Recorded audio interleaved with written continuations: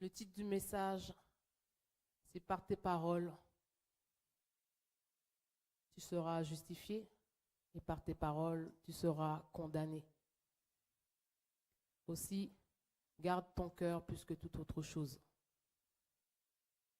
Car c'est de là que proviennent les sources de la vie. Au commencement, Dieu créa la terre et les cieux. Et pour cela, il parla, il dit, et la lumière fut. Au milieu de sa parole, dans Jean, on nous dit qu'au commencement, là, quand il créait, il était en train de créer, la parole était là. La parole était Dieu. Et dans Apocalypse, l'apôtre Jean a eu cette révélation que son nom est la parole de Dieu. Tout a été créé par la parole. Son nom est la parole de Dieu. Et la parole était là dès le commencement. Et laisse-moi te dire que Dieu a besoin de ta bouche pour manifester sa puissance. Dieu a besoin de ta bouche pour manifester sa puissance, pour libérer sa puissance. Alors j'ai une question. Comment utilises-tu ta bouche? Quelles sont les paroles qui sortent de ta bouche?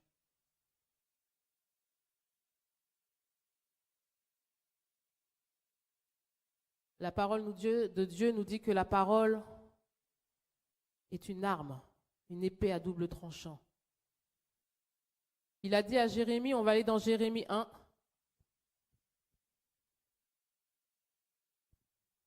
Puis l'Éternel étendit sa main et toucha ma bouche. Et l'Éternel me dit, voici, je mets mes paroles dans ta bouche. Regarde, je t'établis aujourd'hui sur les nations et sur les royaumes pour que tu arraches et que tu abattes, pour que tu ruines et que tu détruises, pour que tu bâtisses et que tu plantes. La parole de l'Éternel me fut adressée en ces mots. Que vois-tu, Jérémie? Je répondis, je vois une branche d'amandier. Et l'Éternel me dit, tu as bien vu, car je veille sur ma parole pour l'exécuter. Jérémie a été établi pour, tu peux remettre en arrière, pour abattre encore. Vas-y, passe. Pour que tu arraches, pour que tu abattes, pour que tu ruines, pour que tu détruises les œuvres du diable, mais que tu bâtisses et que tu plantes. L'Éternel t'a établi aussi et il a besoin de ta bouche. Est-ce que ta bouche est un instrument pour Dieu ou est-ce que ta bouche est un instrument pour le diable? Est-ce que ta bouche est un instrument entre les mains de Dieu ou est-ce qu'elle est un instrument entre les mains du diable? Est-ce que les paroles qui sortent de ta bouche exhortent? Est-ce que les paroles qui sortent de ta bouche dans le secret consolent, relèvent, fortifient, reprend? Ou est-ce qu'elle médite, elle rapporte? La Bible dit que le rapporteur divise. Est-ce que tes paroles détruisent, dans le mauvais sens, une âme? Est-ce que tes paroles parlent derrière le dos?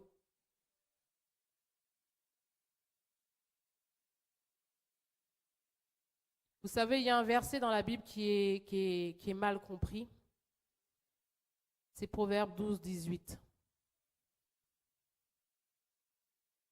Tel qui parle légèrement blesse comme un glaive, mais la langue des sages apporte la guérison.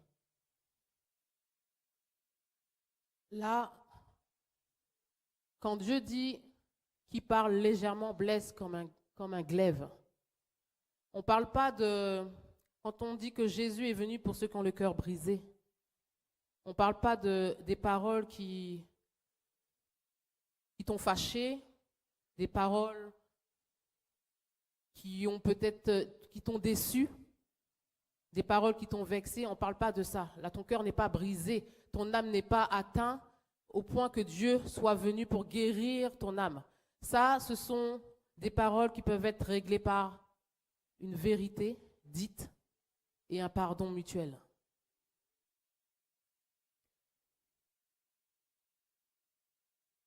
Il y a l'exemple d'un petit garçon. À l'école, il est odieux avec ses camarades. Il les insulte, il les rabaisse, il leur fait honte, il est violent verbalement. Et il rentre un jour et son père lui dira « Est-ce que tu as passé une bonne journée ?» Et il dira non à son père parce que personne ne veut jouer avec lui. De telles personnes qui ont l'habitude de blesser, les gens s'éloignent, les gens ne veulent pas être à côté de telles personnes. Et ça, cet enfant-là parle légèrement, il blesse. On a besoin d'être entouré des gens qui te fortifient, qui te reprennent dans l'amour, qui te mettent dans le droit chemin. Et le père lui dira, écoute, en disant de telles paroles à tes camarades, c'est normal qu'ils ne veulent pas jouer avec toi. Il faut que tu ailles demander pardon. Alors le petit garçon, orgueilleux, la première journée ne voulait pas. Il rentra chez lui et il dit personne n'a joué avec moi, personne ne veut être avec moi. Il a été encore plus méchant verbalement. Ça a duré comme ça une semaine et après il s'est décidé à demander pardon. Alors il rentra chez lui, il dit à son père, j'ai demandé pardon à un élève qui a accepté après de jouer avec moi. Le lendemain, il demande pardon à un autre et il a demandé pardon à tout le monde. Parce que son père lui a dit, tu sais, il lui a montré un tableau et à chaque fois que tu donnes comme ça des paroles légères pour détruire quelqu'un, dans l'intention de détruire, je parle bien dans l'intention de détruire, c'est comme un coup de poignard que tu mets. Alors il a pris un tableau et il a mis plein de couteaux. Et quand tu reviendras et que tu as demandé pardon, tu enlèveras les couteaux. Donc petit à petit, dans la semaine, il a enlevé un couteau. Dans le tableau, il a enlevé 2 couteaux. Il a enlevé 3 couteaux. Mais la langue des sages apporte la guérison.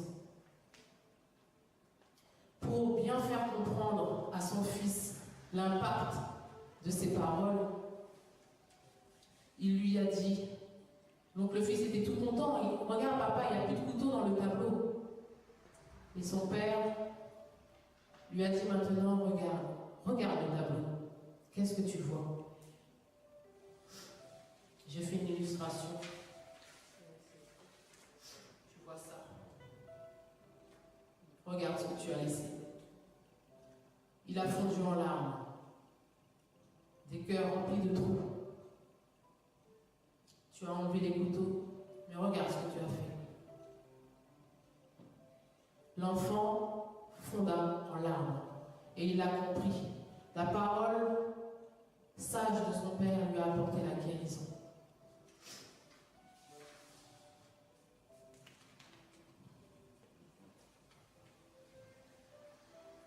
J'ai lu dans un livre, je crois que je l'avais raconté à ta grâce,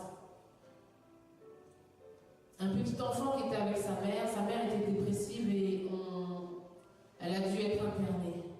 Et vous savez, des fois, on surprend des paroles comme ça de gens, tu prends une conversation, et il se trouve que ses voisines étaient en train de dire, c'était un petit garçon, or si elle a été internée, c'est à cause de son fils, il est toujours collé à elle.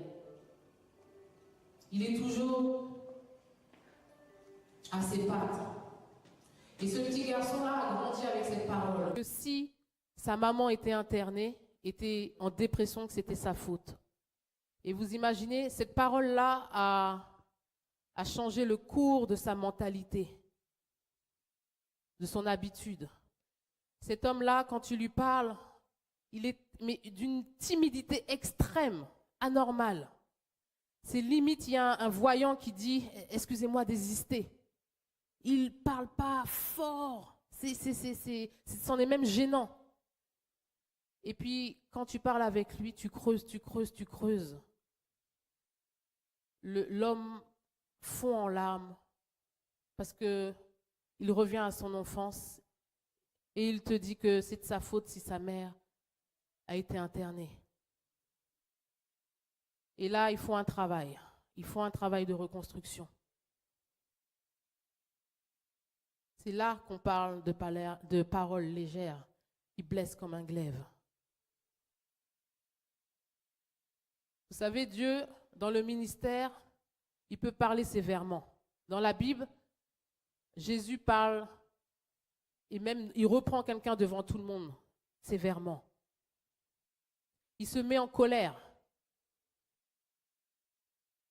Vous connaissez le passage quand Jésus, il va au temple et qu'est-ce qu'il voit? Il voit le désordre pas possible en arrivant. Et il se met dans une colère. Il renverse les tables. Il renverse les chaises. Vous avez fait de ma maison, qui est censée être une maison de prière, une caverne de voleurs. Il se met en colère. Imaginez les gens, les acheteurs, les vendeurs, ceux qui ont participé à ça, ceux qui sont là. La parole de Dieu ne nous dit pas que Jésus s'est excusé. Il a parlé sévèrement. Là, on n'a pas à être vexé. C'est une colère sainte. Vous vous souvenez quand Jésus a dit à Pierre, il avait dit une parole, voilà, cette parole-là, c'est une parole inspirée. 2 secondes après, il leur dit qu'il doit mourir. 2 secondes après, cet homme-là qui a eu des éloges parce qu'il a eu une parole inspirée. Arrière de moi, Satan. Est-ce que vous imaginez ça?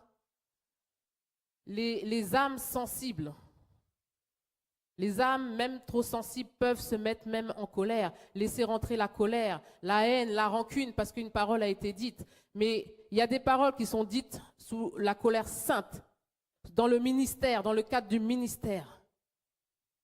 Là, les paroles qui sont vexantes ou qui te fâchent, ça se règle dans l'esprit de vérité. Va voir ton frère. On ne t'a pas dit d'aller voir Pierre, Paul, Jacques. La parole est claire. Moi, ça se trouve même la personne n'est même pas au courant. Dieu ne peut pas être avec toi. La parole de Dieu, là, Jésus est venu pour ceux qui ont le cœur brisé, ça ne marche pas là. Dieu te dit d'aller voir ton frère dans la vérité, dans l'amour. Ce que tu m'as dit, je l'ai déjà dit ça à Jean. Ce que tu m'as dit ne m'a pas plu. J'ai déjà dit ça à quelqu'un. Ce que tu m'as dit là m'a vexé. C'est ça que Dieu attend dans l'Église. On n'attend pas d'aller voir Pierre, d'aller voir Paul. Oui, tu as vu comment elle a parlé? Tu as vu comment il a parlé, il m'a parlé? Non. Ça sort de la bouche de Jésus. Va voir ton frère. Jusqu'à quand devrais-je pardonner? Jusqu'à 7 fois, 77 fois, dans l'amour. Imaginez seulement si l'Église de Dieu fonctionnait dans les commandements appliqués. Ça éviterait des gens qui boudent, qui se fâchent. Ça faciliterait même le pasteur. Je me rappelle quand le pasteur était parti en voyage, j'avais donc la présidence de l'église. La sœur Sylvia avec la sœur Marie ont eu un différend. Mais c'est top. Le Saint-Esprit m'a fait rappeler ça. Quand il y a des gens matures là comme ça, comme la sœur Sylvia, elle n'est pas venue me voir. Elle avait eu un différend avec Marie. Qu'est-ce qu'elle a fait? Elle a été voir sa sœur Marie chez elle. Elles ont réglé toutes les deux ce problème. On n'a pas été voir un frère, on n'a pas été voir Nathalie, tu vois comment elle m'a parlé, tu as vu que nanana. Elle a été voir mature. Et ça facilite le ministère même du pasteur. Si toute l'Église pouvait fonctionner comme ça, l'Église même universelle, en appliquant une simple loi, va voir ton frère dans l'esprit de vérité et dans l'esprit de pardon. C'est ainsi que le beau-père de Moïse était obligé d'intervenir. Il ne pouvait pas tout régler. Les problèmes des bébés spirituels. Quand tu sais que Dieu s'appelle la parole de Dieu, que Dieu a besoin de ta bouche, qu'on n'applique pas ce commandement-là, est-ce que tu vois le cœur de Dieu? Quand tu te fâches parce que quelqu'un t'a dit quelque chose, peut-être elle n'est même pas au courant. Là, tu es en train de dire, rancune, allez, viens dans mon cœur. Colère, allez, rentre. Parce qu'il en va de ta responsabilité. Quand Dieu dit, garde ton cœur plus que toute autre chose, c'est de là que proviennent les sources de la vie. Le jardin d'Éden est gardé par des chérubins. Garde ton cœur. Ne laisse pas rentrer la colère. Elle peut venir, mais refuse-la. Règle ça. Des sources d'eau vive doivent jaillir.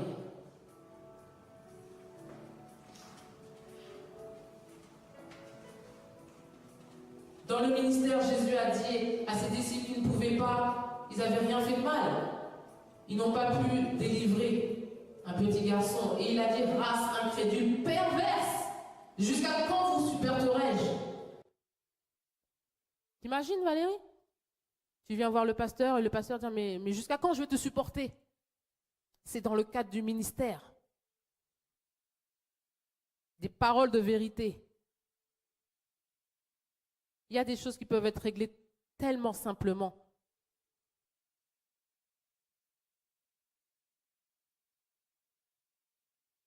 Ne laisse pas nourrir un sentiment de colère, de rancune, de haine, de vengeance. Avec cette bouche-là,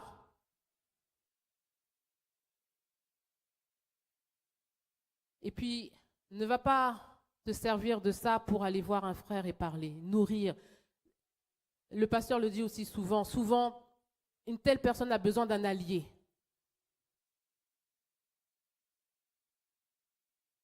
Et moi, je fais attention aux gens qui viennent me voir pour me parler de quelqu'un. Parce qu'il y a toujours quelque chose derrière ces paroles-là. Quand Pierre a dit, je ne permettrai pas que tu meures, là, Jésus a su détecter l'influence de Satan. Parce qu'il fallait qu'il meure. Il fallait qu'il détrône Satan. Il lui a dit, arrière de moi, Satan. Le peuple d'Israël ne voulait plus que Dieu règne dans leur cœur. Et ils sont allés voir Samuel pour leur dire, donne-nous maintenant, tu es vieux, donne-nous un roi comme les autres peuples. Ils sont venus avec cette parole, mais ce n'était pas ça qu'ils voulaient. Ils ne voulaient plus que Dieu règne dans leur cœur. Parce que si ce qui t'amène, c'est la jalousie, la haine, si la personne n'a pas l'esprit de Dieu pour discerner ce qui t'amène, elle va t'entraîner avec elle. J'ai bien aimé Altagrace qui m'a dit un jour, maintenant, si quelqu'un vient me voir pour me dire qu'un tel a parlé sur moi, je la stoppe directement et je l'emmène vers cette personne qui aurait soi-disant parlé sur moi. On va parler à toi. On va voir si ça change la donne.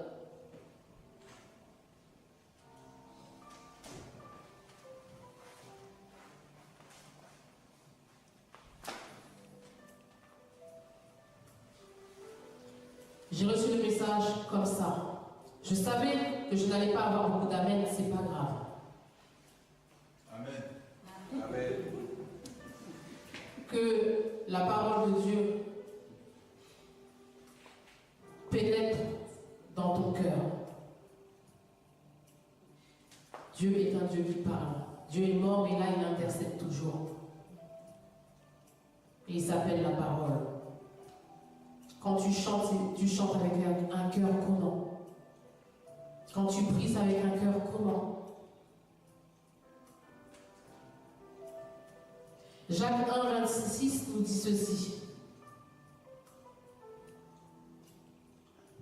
Si quelqu'un croit être religieux sans tenir sa langue en bride, mais en trompant son cœur, la religion de cet homme est vaine. Quelqu'un qui ne sait pas tenir sa langue. C'est fort. En trompant son cœur, la religion de cet homme est vaine. On va aller dans Jacques 3. Par tes paroles, tu seras justifié, par tes paroles, tu seras condamné. Nous bronchons tous de plusieurs manières. Si quelqu'un ne bronche point en parole, c'est un homme parfait, capable de tenir tout son corps en bride. Si nous mettons le mors dans la bouche des chevaux pour qu'ils nous obéissent, nous dirigeons aussi leur corps tout entier. Voici même les navires qui sont si grands et que poussent des vents impétueux sont dirigés par un très petit gouvernail au gré du pilote. De même, la langue est un petit membre et elle se vante de grandes choses. Voici comme un petit feu peut embraser une grande forêt. Voici comme un petit feu peut embraser une forêt. Un secret révélé.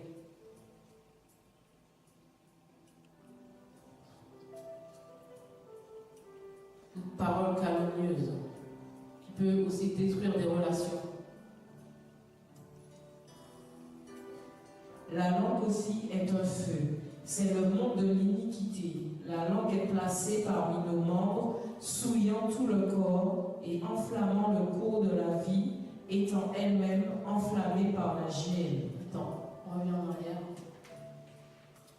La langue est passée parmi nos membres, souillant tout le corps, parce que Jésus a dit ce n'est pas ce qui rentre qui souille, mais c'est ce qui sort. Et là, regardez ce qu'il dit après, enflammant le cours de la vie. Par tes paroles, tu peux te lier toi-même, tu peux lier ton enfant, qui enflamme le cours de la vie. Des fois même, tu passes à côté, tes propres paroles sont en train de t'enchaîner, enflammant le cours de la vie, étant elle-même enflammée par la gêne. Je ne sais pas si on s'en rend compte ce matin. Vas-y, continue. Toutes les espèces de bêtes et d'oiseaux, de reptiles et d'animaux marins sont domptées et ont été domptées par la nature humaine. Mais la langue, aucun homme ne peut la dompter. C'est un mal qu'on ne peut réprimer, elle est pleine de venin mortel. Par elle, nous bénissons le Seigneur notre Père, et par elle, nous maudissons les hommes faits à l'image de Dieu. Attends.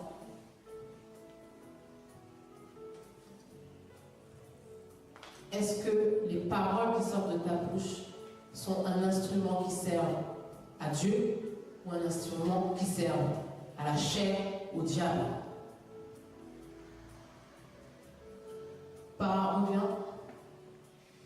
Par la même bouche, on loue. Par la même bouche, on adore. On prophétise. On prêche. Par la même bouche, on critique. La même bouche.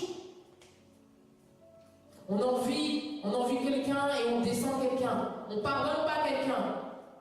La même bouche par laquelle Dieu veut passer pour déployer sa puissance. Vas-y, passe, s'il te plaît.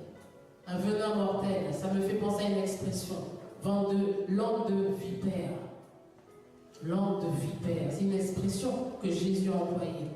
Vous imaginez, dans le monde spirituel, si on devrait voir l'état d'une bouche de quelqu'un qui est tout le temps en train de critiquer, qui vient vers une personne avec une intention mauvaise, une jalousie, une haine, qui rapporte une langue déchirée, avec remplie de vipères, de serpents, déchetterie, une langue déchetterie. Alors que ta bouche est appelée à être sainte, parfum de bonne odeur.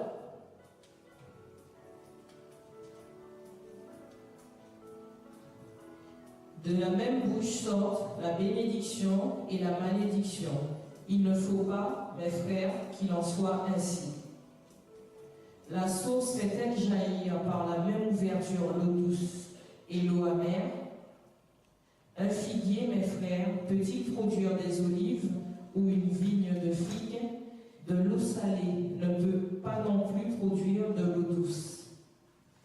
Lequel d'entre vous est sage et intelligent, qu'il montre ses œuvres par une bonne conduite avec la douceur de la sagesse? Mais si vous avez dans votre cœur un zèle amer et un esprit de dispute, ne vous glorifiez pas et ne mentez pas contre la vérité. Ma parole est la vérité. Ne mentez pas contre Dieu. Garde ton cœur plus que toute autre chose. Garde ton cœur plus que toute autre chose. La parole de ta grâce, là, ça veut dire qu'elle garde son cœur. Elle garde, c'est de ta responsabilité.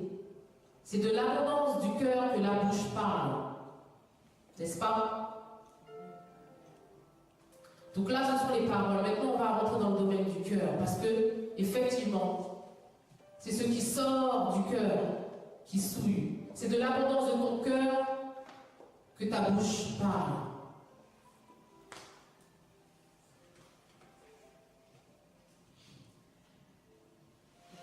On va aller dans Matthieu 5, 23. Garde ton cœur. Garde ton cœur, garde ton cœur, garde ton cœur. Sinon tu présentes ton offrande à l'autel et que là tu te souviennes que ton frère a quelque chose contre toi, laisse là ton offrande devant l'autel et va d'abord te réconcilier avec ton frère, puis viens présenter ton offrande. Attends.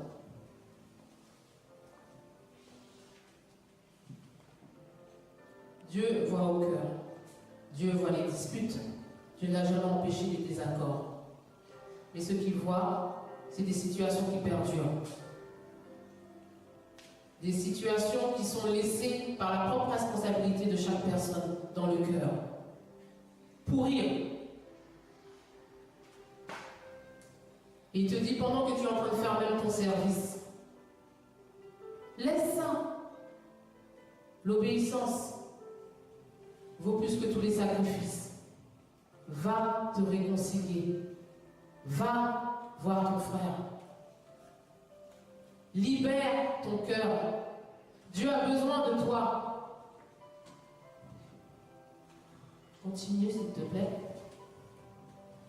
Accorde-toi promptement avec ton adversaire pendant que tu es en chemin avec lui, de peur qu'il ne te livre au juge, que le juge ne te livre à l'officier de justice et que tu ne sois mis en prison.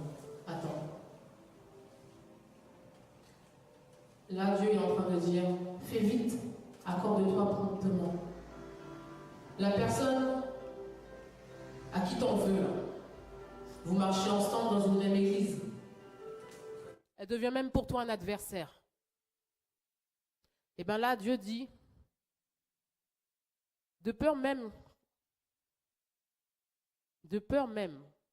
qu'elle aille porter plainte même contre toi. Accorde-toi promptement avec ton adversaire pendant que tu es en chemin avec lui. De peur qu'il ne te livre au juge, que le juge ne te livre à l'officier de justice et que tu ne sois mis en prison. Il y a des chrétiens qui sont dans des prisons spirituelles. Ils n'ont jamais voulu se réconcilier. Ils n'ont jamais voulu obéir à la parole de Dieu. Ils sont là, bloqués dans des prisons spirituelles. Et ils n'avancent pas. Ils n'avancent pas. On ne veut pas se réconcilier. Mais on prend la Sainte Seine ensemble. Mais on chante ensemble. On ne se moque pas de Dieu. Il y en a même qui diront, bon, c'est bon, tout va bien. L'hypocrisie s'est mise dessus, dans des relations. On continue à se voir, tout va bien. Mais dans le cœur, ce n'est pas réglé. Dans le cœur, il y a de la haine. Dans le cœur, il y a de la jalousie. À la moindre occasion, ça ressort. Les paroles qui vont sortir à l'issue de ça donnent quoi?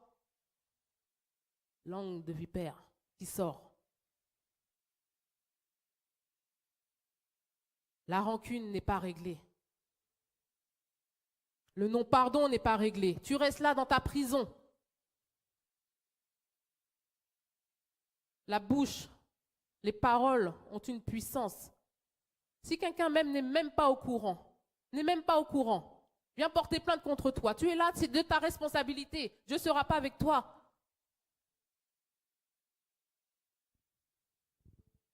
Il faut que le sang de Jésus purifie nos cœurs. Que l'esprit de vérité pénètre dans nos cœurs. L'esprit de pardon dans nos cœurs.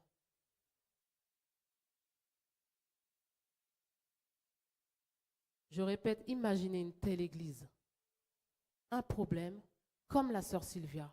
Waouh! Waouh! Ça allège la charge du pasteur. Des gens qui appliquent la parole de Dieu. Pas besoin de faire des partis pris, des clans. Là, l'église primitive était, on nous dit, avait une seule âme, un seul cœur. Ces gens-là appliquaient la parole de Dieu. La puissance de Dieu était démontrée, les miracles, les signes, les prodiges. On n'a pas dit qu'il n'y aurait pas de problème, mais la parole de Dieu est appliquée promptement. Les cœurs sont gardés. Garde ton cœur plus que la rancune, plus que ton offense, plus que ta chair, plus que ta jalousie, ta haine. Garde ton cœur. Fais attention aux paroles qui sortent de ta bouche. Alors je disais à Dieu, mardi, tu m'as donné une parole, l'amour de Dieu. Et le Saint-Esprit m'a arrêté tout de suite. Et il m'a dit, je parle tantôt d'une manière, tantôt d'une autre. Je suis allée voir un ami hier qui m'a sorti cette même parole-là que j'ai entendue. Dieu parle tantôt d'une manière, tantôt d'une autre. Dans ce passage-là, mardi,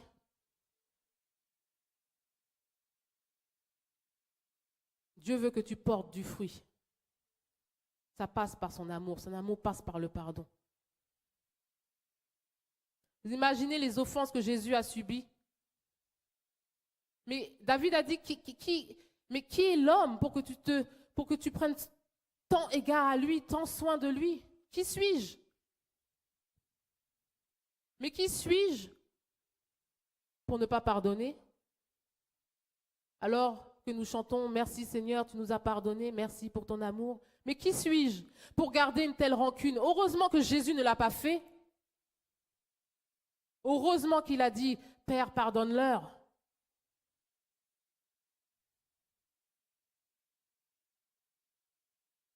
Des paroles qui enflamment le cours de la vie.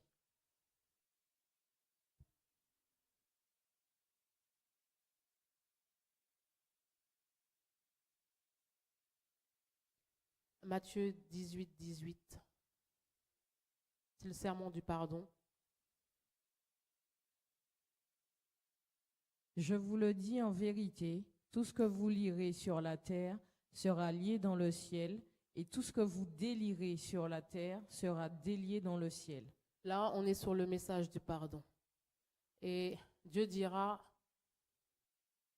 de pardonner. Si vous ne pardonnez pas, le Père non plus ne vous pardonnera pas.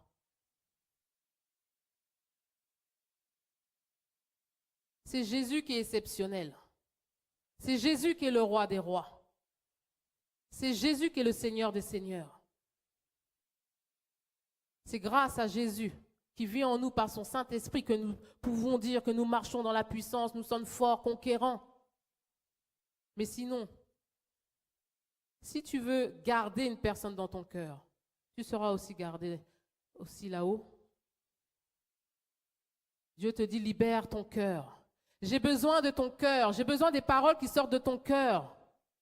J'ai besoin de toi pour aller évangéliser avec force, puissance. J'ai besoin de toi dans la louange pour libérer pleinement le Saint-Esprit. J'ai besoin de toi pour prêcher. J'ai besoin de toi pour consoler, pour reprendre. J'ai besoin de ton cœur. Garde ton cœur. Garde ton cœur. Garde ton cœur. C'est de ta responsabilité. Ne t'assieds pas avec les moqueurs. C'est ta responsabilité.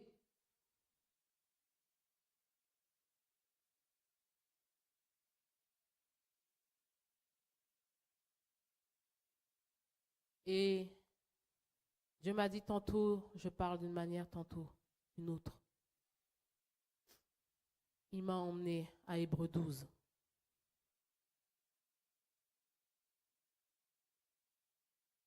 Nous donc aussi, puisque nous sommes environnés d'une si grande nuée de témoins, rejetons tout fardeau et le péché qui nous enveloppe si facilement et courons avec persévérance dans la carrière qui nous est ouverte. Ayant les regards sur Jésus, le chef et le consommateur de la foi, qui en vue de la joie qui lui était réservée, a souffert la croix, méprisé l'ignominie et s'est assis à la droite du trône de Dieu. Considérez en effet celui qui a supporté contre sa personne une telle opposition de la part des pécheurs, afin que vous ne vous lassiez point l'âme découragée. Vous n'avez pas encore résisté jusqu'au sang en luttant contre le péché.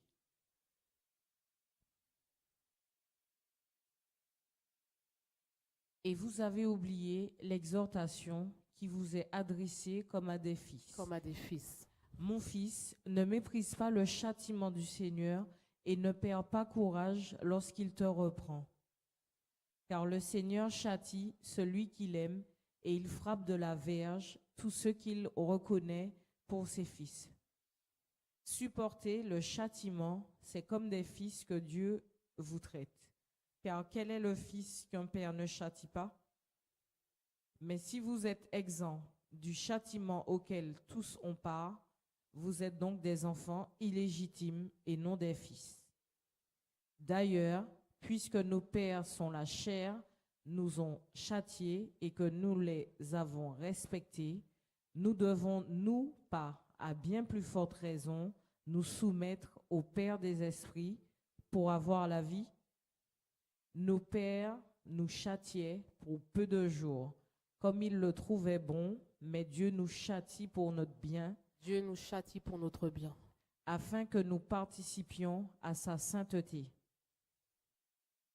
Il est vrai que tout châtiment semble d'abord un sujet de tristesse et non de joie, mais il produit plus tard, pour ceux qui ont été ainsi exercés, un fruit paisible de justice. Fortifiez donc vos mains languissantes et vos genoux affaiblis, et suivez avec vos pieds des voies droites, afin que ce qui est boiteux ne dévie pas, mais plutôt se raffermisse. Recherchez la paix avec tous et la sanctification, sans laquelle personne ne verra le Seigneur. Veillez à ce que nul ne se prive de la grâce de Dieu, à ce qu'aucune racine d'amertume, poussant des rejetons, ne produise du trouble et que plusieurs n'en soient infectés. Attends. Veillez à ce qu'il n'y ait personne d'entre nous qui ne soit privé de la grâce de Dieu. Veillez à ce qu'il n'y ait aucune racine d'amertume dans le cœur, poussant des rejetons, et puis qui produisent du trouble. Dieu nous dit de veiller. Et que plusieurs n'en soient infectés de ce venin. À ce qu'il n'y ait ni impudique, ni profane, comme Ésaü, qui pour un mets vendit son droit d'aînesse. Vous savez que, plus tard, voulant obtenir la bénédiction, il fut rejeté, quoiqu'il la sollicita avec larmes, car son repentir ne put avoir aucun effet.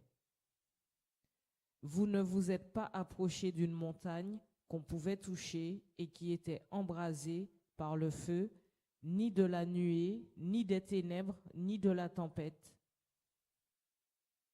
ni du retentissement de la trompette, ni du bruit des paroles, tels que ceux qui l'entendirent demandèrent qu'il ne leur en fût adressé aucune de plus. Car ils ne supportaient pas cette déclaration. Si même une bête touche la montagne, elle sera lapidée. Et ce spectacle était si terrible que Moïse dit, « Je suis épouvanté et tout tremblant. » Mais vous vous êtes approchés de la montagne de Sion, de la cité du Dieu vivant, la Jérusalem céleste, des myriades qui forment le chœur des anges, de l'assemblée des premiers-nés inscrits dans les cieux, du juge qui est le Dieu de tous, des esprits des justes parvenus à la perfection, de Jésus qui est le médiateur de la nouvelle alliance et du sang de l'aspersion qui parle mieux que celui d'Abel. Amen. Amen. Là, c'est le cœur du Père qui parle à sa fille et à son fils. Libère ton cœur. Rejette l'amertume. Rejette la colère, la jalousie. Jésus est en train de frapper à la porte de ton cœur. Tu as laissé rentrer la haine. Tu as laissé entrer la jalousie. Les paroles qui t'ont souillé. Et tu entretiens ça. Tu es dans une prison. Libère ton cœur. Libère ton cœur. C'est à une fille et c'est à un fils que Dieu est en train de parler. Lui qui voit au cœur. Garde ton cœur plus que toute autre chose. Dieu veut se servir de toi. Dieu a besoin de toi. Il a besoin de ta bouche.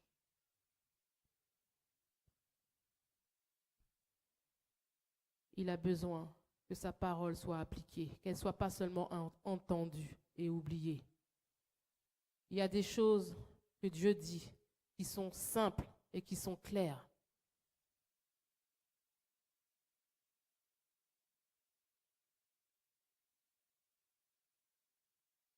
L'Église primitive qui marchait dans la puissance, ils avaient un seul cœur, une seule âme.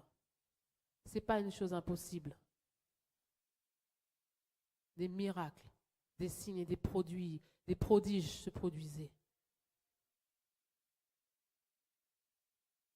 Même Étienne, à la Sainte Seine, dans tous les départements.